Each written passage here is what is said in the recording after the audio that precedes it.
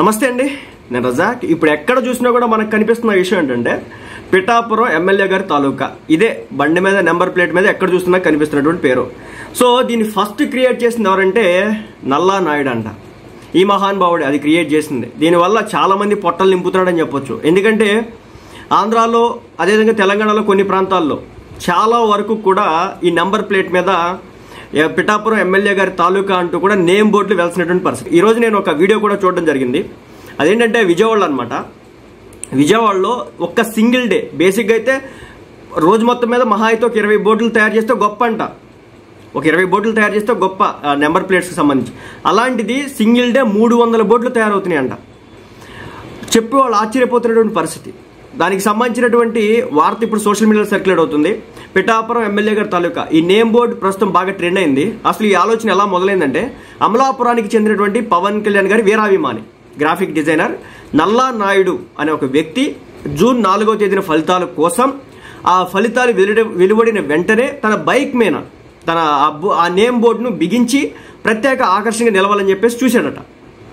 అయితే ఆ board design ఏదైతే లీక్ అయిందో ఇప్పుడు అది సోషల్ మీడియాలో వైరల్గా మారడం జరిగింది. ఇప్పుడు ఇది మరీ ముఖ్యంగా ఆంధ్రాలో ఉన్నటువంటి పవన్ కళ్యాణ్ గారి అభిమానులు కావచ్చు, తెలంగాణలో ఉన్నటువంటి పవన్ కళ్యాణ్ గారి అభిమానులు కావచ్చు. సో కీచైన్ రూపంలో అదేవిధంగా మన బైక్ మీద వెనకాల నెంబర్ ప్లేట్ మీద వేయడం జరిగింది. సో నేను ఇంకా కొన్ని వీడియోలు కూడా చూశాను, ఈ ట్విట్టర్లో ట్రెండ్ అవుతున్నాయి. అదేంటంటే ఎప్పుడైతే పిఠాపురం ఎమ్మెల్యే గారి తాలూకా అని చెప్పేసి రాశారో అదేవిధంగా వైసీపీ పార్టీకి సంబంధించినటువంటి వంగా గీత గారికి సంబంధించి డిప్యూటీ సీఎం పిఠాపురం తాలూకా అని చెప్పేసి వాళ్ళు ప్రచారం చేసుకుంటున్నటువంటి పరిస్థితి. బట్ ఒక ట్రెండ్ని అయితే క్రియేట్ చేశాడని చెప్పొచ్చు ఈ నల్లా నాయుడు అనే ఒక వ్యక్తి.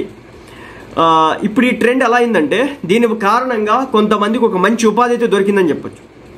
ముఖ్యంగా నెంబర్ ప్లేట్లు, ఈ రేడియం నెంబర్స్ దీనికి సంబంధించి స్టిక్కరింగ్ చేసేటటువంటి వాళ్ళకి ఆదాయ వనరుగా ఒకటి మారిందని చెప్పొచ్చు. దీని ద్వారా కొన్ని కోట్ల రూపాయల వరకు బిజినెస్ జరిగే అవకాశం అయితే స్పష్టంగా అయితే ఉంది. ఎందుకంటే ఎంత కదన్నా ఒక నెంబర్ ప్లేట్ తీసుకుంటే కనుక 300 నుంచి 500 రూపాయలు ఈజీగా ఉంటుంది. సో మనం ఎంత స్టైలిష్గా చేపిస్తే దాని రేట్ అంత పెరగడానికి అయితే అవకాశం అయితే ఉంటుంది.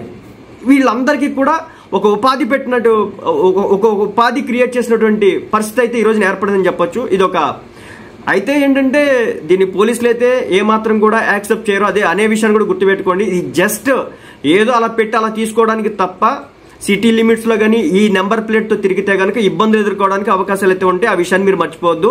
గట్టిగా మాట్లాడంటే బండిని కూడా సీజ్ చేయడానికి అవకాశం ఉంటుంది. ఎందుకంటే నెంబర్ ప్లేట్ లేకపోవడం అనేది ఏమాత్రం కూడా సహించేటటువంటి విషయం కాదు పోలీస్ డిపార్ట్మెంట్. కాబట్టి ఈ నెంబర్ ప్లేట్ తీసేసి పిఠాపురం తాలూకా అని చెప్పేసి లేదంటే వైసీపీ పార్టీకి సంబంధించి డైరెక్ట్గా నెంబర్ ప్లేట్ మీద వాళ్ళ పేర్లు రాసుకుంటే మాత్రం ఆ బండి పోలీసులకు దొరికితే మాత్రం మరీ ముఖ్యంగా సిటీలో ఉంటే కనుక తోలితే మాత్రం ఏమాత్రం కూడా పోలీసులు ఉపేక్షించరనే విషయాన్ని గుర్తుపెట్టుకోండి. గుడ్డిగా కొంతమంది అభిమానులు అయితే ఉండొచ్చు. సరే, అభిమానంతో చేపించుకోవడం వేరు, అది కొంతసేపు పెట్టుకొని దాని తర్వాత తీసేసి ఇంట్లో వరకు ఉంచుకోవడం వేరు, ఊళ్ళో తిరిగినంత వరకు ఉంచుకోవడం వేరు.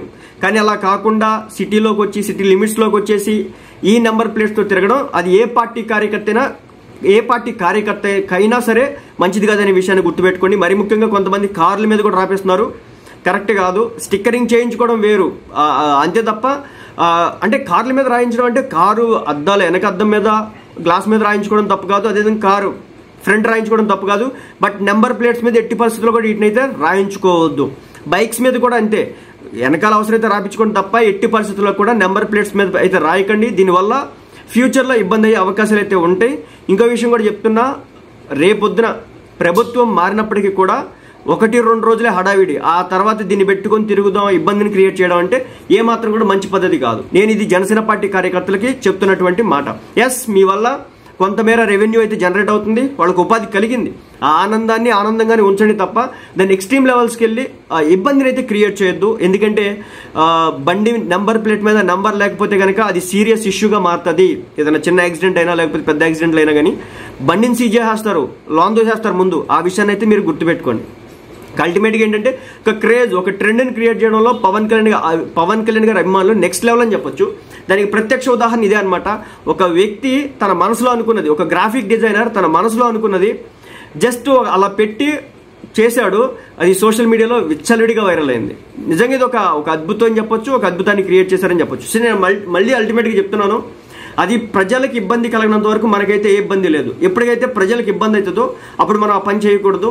ఎస్, బిజినెస్ క్రియేట్ అయింది, వాళ్ళు కొన్ని కోట్ల వరకు టర్న్ అవడానికి అయితే అవకాశం ఉంటుంది రాష్ట్రం మొత్తం మీద, 2 తెలుగు రాష్ట్రాల్లో. బట్ ఏంటంటే రోడ్ల మీదకి వచ్చేటప్పుడు, సిటీ లిమిట్స్లోకి వచ్చేటప్పుడు చాలా జాగ్రత్తగా ఉండండి. ఎట్టి పరిస్థితుల్లో కూడా ఈ నెంబర్ ప్లేట్తో అయితే రోడ్ల మీద తిరగొద్దు అనేది నేను చెప్పేటటువంటి ఒక విషయం అనమాట. దీని పరిగణలోకి అయితే తప్పనిసరిగా తీసుకోండి.